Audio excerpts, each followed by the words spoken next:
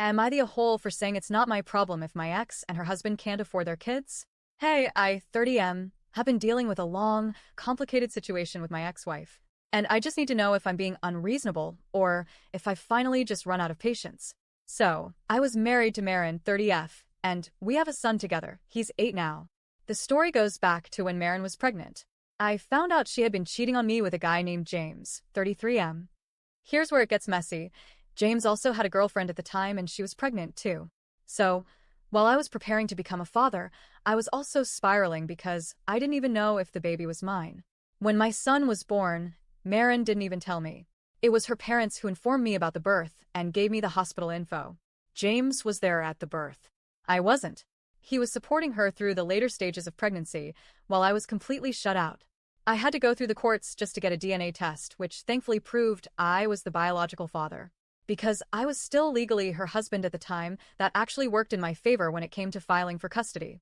The paternity result also allowed our divorce to proceed. Now, while all this drama was unfolding, James ended up with full custody of his daughter from his previous relationship. Then, not long after, he and Marin had another child together. So, at this point, they were raising 3 kids: James' daughter, our son, shared custody, and their baby girl. A couple years later, they added 2 more kids to the mix.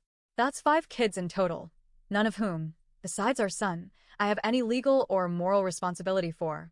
Things between Marin and me were toxic even before the custody battle. But about 3.5 years ago, things reached a breaking point. I was paying child support at the time because I earned more than Marin, but we had equal parenting time. That was until I started noticing things. My son would come back to me wearing dirty, worn-out clothes. He'd mention being hungry, sometimes even skipping meals. I kept records, brought it to court, and eventually, I was granted primary custody. Marin's custody was reduced to every other weekend. The court also ordered her to pay a small amount of child support. Not much, because she doesn't earn much, but she rarely pays it. Her excuse is always the same: we can't afford it. I don't press the issue, because I can financially support my son without her. I just want him to be okay. My son is now in therapy. There's been a lot of instability in his young life. Between the early custody battles, living in a house with multiple siblings who aren't treated equally, and the general chaos, I felt therapy was necessary. Thankfully, it's been helping him process things and cope better. For the past 2 years, Marin has been subtly, and sometimes not so subtly, trying to get me to help support the other children in her household. Specifically, she asks every year if I can buy extra school supplies, not just for our son, but also for James' daughter and their other kids. I've always ignored these requests. I make sure my son is fully prepared for school and occasionally donate to his class when the teacher sends a list.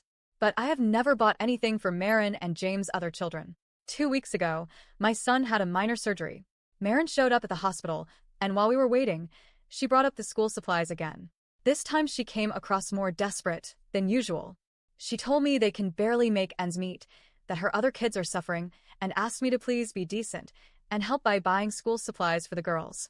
I didn't want to cause a scene in the hospital, so I moved to another part of the waiting room. But she followed me and kept pushing. Finally, I turned to her and said, "I don't care if you and James can't afford your other kids. They are not my responsibility. You already once denied our son food and proper clothing just to try and get more money out of me, and you lost shared custody because of it. My priority is, and always will be, my son, not the kids you keep having."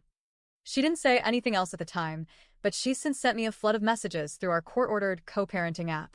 She's called me cold, selfish, heartless, and said I'm not a good father because a good father would teach his son to care for his siblings. I haven't responded to any of it. My lawyer is aware of the messages and advised me to keep ignoring them unless it becomes legally relevant. As for Marin's visitation, unfortunately, that's locked in for now. As long as there's no active CPS case and my son doesn't refuse to go when he's older, she'll continue to get her alternate weekends. I won't lie, it hurts that she's trying to paint me as a bad father when I've done everything to protect and care for our son. I've never once tried to prevent her from being in his life. I don't talk badly about her to him, but I'm done bending over backwards just to be seen as nice. So, am I the a-hole for telling my ex that it's not my problem if she and her husband can't afford their kids, and for refusing to help them out?